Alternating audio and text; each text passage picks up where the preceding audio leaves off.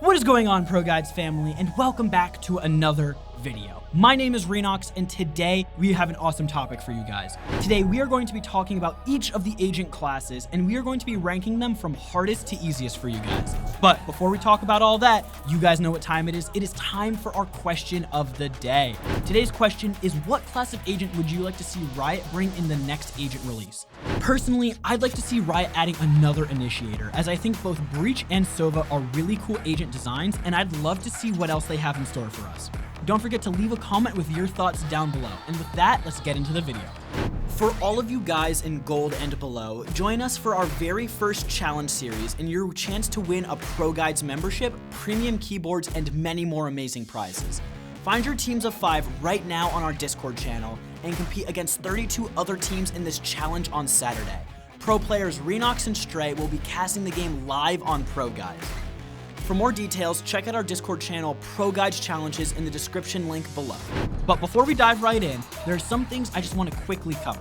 First is, I want to say all the classes have different things that make them difficult and easy, and that everyone is different. Try to use this video as a guide to the agents and classes rather than a list written in stone. If you guys disagree with our list, feel free to let us know in the comments down below and let us know what you think. Alright, finally, starting off our list today, and the hardest of the agent classes, we have the Sentinels. Agents like Sage and Killjoy definitely have a pretty high skill ceiling, but so do other classes of agents. The real reason that we are placing the Sentinels so high on this list is for the amount of game sense and map awareness that is needed to perform well on these agents. Especially on Killjoy and Cypher, understanding rotations and how the maps work in terms of areas that are safe to contest are essential to maximizing the effectiveness of Sentinel abilities. Especially since Sentinels normally have the most impactful abilities in the round, making sure to stay alive is definitely a priority and forces you to rely even more on your team, as if no one is pushing onto site, that leaves the most valuable agent forced to most likely die first. If you feel like you are being forced to entry frag for your team, it might be worth trying to communicate with your team over voice chat or even over text chat and let them know that you can't afford to entry frag and if someone else will do it. Now, normally, if you ask nicely and let your teammates know something, they'll probably do it. But, of course, this is solo queue, so no one ever has their mic on or is talking. So if you don't get a response, just start to fall back and do not push. Let your team know that if they want to get into a site, they gotta take care of it themselves. Because as a Sentinel, it is not your job. Now, this isn't to say that if you are playing a Sentinel, you will never fight and will be at the complete mercy of your team. Instead, you simply just have to work harder to carry your team, and you develop different skills than some of what the other classes of agents would develop. Sentinel forces people to rely a lot more on their team and is arguably a skill all on its own.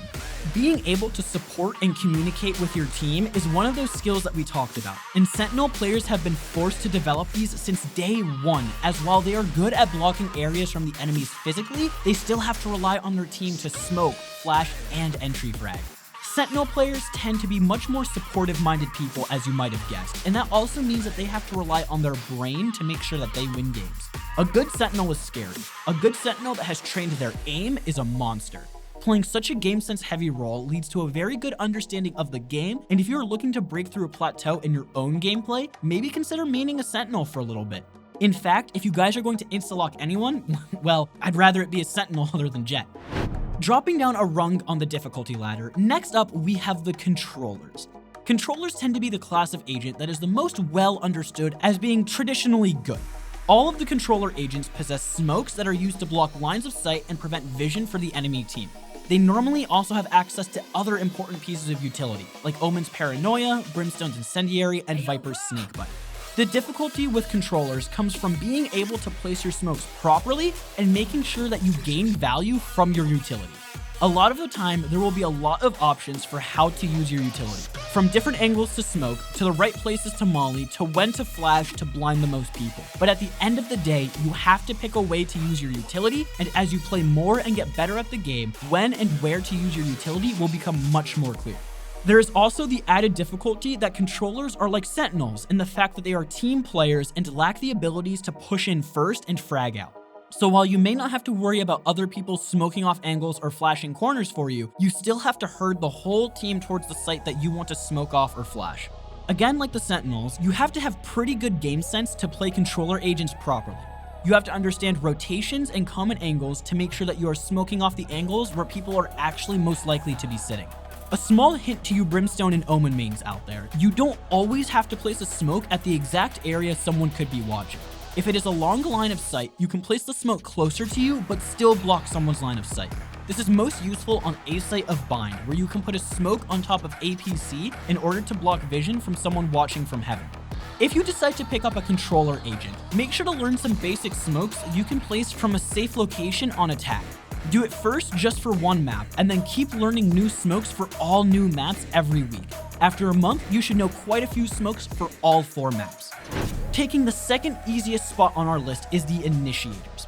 Breach and Sova are the only 2 Initiators currently in the game, and while both have high skill ceilings, both are also pretty easy to pick up and play without needing to understand too much. Sova have arrow that go shoot, 1 scans, 1 hurts, and Breach knock people around but through walls. Whereas with controllers, you have to think about ability placement very heavily and time your abilities, and with Sentinels, the emphasis on game knowledge and map knowledge, Initiators feel a bit more forgiving in that sense. Yes, you still have to learn arrow lineups with Sova, and you still need to understand how your abilities work with Breach, but these are things that you can pick up pretty quickly in Breach's case, or with Sova, there are tons of YouTube videos showing you awesome recon and shock bolt lineups. This is also where you start getting into the territory of being able to go off on your own on the map and do your own thing and still survive. Up until now, with the Sentinels and controllers, one of the main limiting factors is that both classes of agent rely heavily on their team, and while this is still true with the Initiators, just not to the same degree. With an Initiator, you can become more comfortable in lurking and taking those 1v1 fights to try and open up a site. That being said, you still perform best when you are with your team, so they can back you up and go in off your ability usage, but still, being able to go out on your own and do your own thing is very helpful, as it will also help newer players become a little bit more comfortable with the game as they start to do things by themselves. I think Initiator really does hit that sweet spot between difficulty and fun in terms of competitive play. Both Breach and Sova are fun picks for when you want to keep up a good competitive comp and not to have 5 duelists, but you still want to be able to go off and get frags on the other side of the map without being worried about your Sage typing in all chat about how you are totally throwing the match. As I mentioned earlier, if you do start to get destroyed as you go and lurk, you can always go back to sticking with your team and using your abilities for your team. Initiator players tend to be pretty good at reading people or how a fight will go down, but maybe don't have the best game sense or aim. If you think you struggle with something or simply just want to improve, then be sure to visit ProGuides.com. No matter what agent you main or what rank you are, we have amazing coaches that are just standing by to help you get better. Visit the link in the description down below to learn more and step up your game today. And finally, for the easiest class of agent, we have the one, the only, Duelists. Now, we know you've all probably expected this class, especially since it was the only one left. But I still think it is worth taking a look at exactly why Duelists are considered so easy. Duelists are the easiest class because of how little they actually have to do in a round to be effective. Whereas other agents in Valorant are focusing on setting up abilities in certain areas or prepping for a rotation by trying to fake out the enemy team, as a Duelist, you can just press W and hold mouse 1 and you'll be doing your job. Of course, there are effective ways to do this, and obviously there is more to it, but at the end of the day, no Duelists have any complicated abilities or setup to prepare for. Jett has arguably the most complex ability from any of the Duelists with her Cloud Burst, as it is a smoke that needs to be controlled in mid-air, which is a partially mechanical challenge anyways. Unfortunately though, this actually makes Duelists the worst class of agent to play when learning how Valorant works, and especially high-level play. Newer players will pick up a Duelist because they are easy, but when they need to swap to a different agent and play them, now their running at an enemy isn't working, and they might feel frustrated and stop playing, or become just an insta-lock Andy and spam their favorite agent. If you're looking to get into Valorant or are very new to shooters as a whole, stay away from Duelists even though they are easy. Let yourself suffer a little bit trying to learn a more difficult agent, but have an easier time after you spend a few days getting your butt kicked, but have actually learned some game sense and map knowledge. That isn't to say that Duelists don't require any game sense or map knowledge to play, but instead they have other tools at their disposal to get around not having good game sense, like movement abilities, fast flashes, or if you're playing Raze, just Raze. I'm joking about that last one, but only slightly. Raze has some of the best utility in the game when specifically talking about fragging or getting kills. All of her abilities do damage, and most of them can kill you pretty quickly, so she is definitely someone to respect in-game. Duelists tend to be the entry fraggers of their teams, which means they run in first and try to get first contact with the enemy team in order to establish information and potentially get a kill to open up a site for their team. Simply put, they run in, maybe get a kill, then die. It's not a glorious task, but alas, is one that must be done, and duelists are the best choice for the task most of the time. Sometimes it is not optimal to have a duelist as your entry frag, but this is a story for another video. Well guys, that unfortunately brings us to the end of our video here today. If you guys liked today's video, then be sure to hit that like button, and if you are feeling extra zesty, maybe even consider hitting that subscribe button as well. We post new videos like this one every single day, and you definitely don't want to miss a single one, so the best way to make sure that you don't is to ring that notification bell. Don't forget to check out ProGuides.com to learn from some of the best players in Valorant, and remember to stay safe out there, and I will see you all again very, very soon.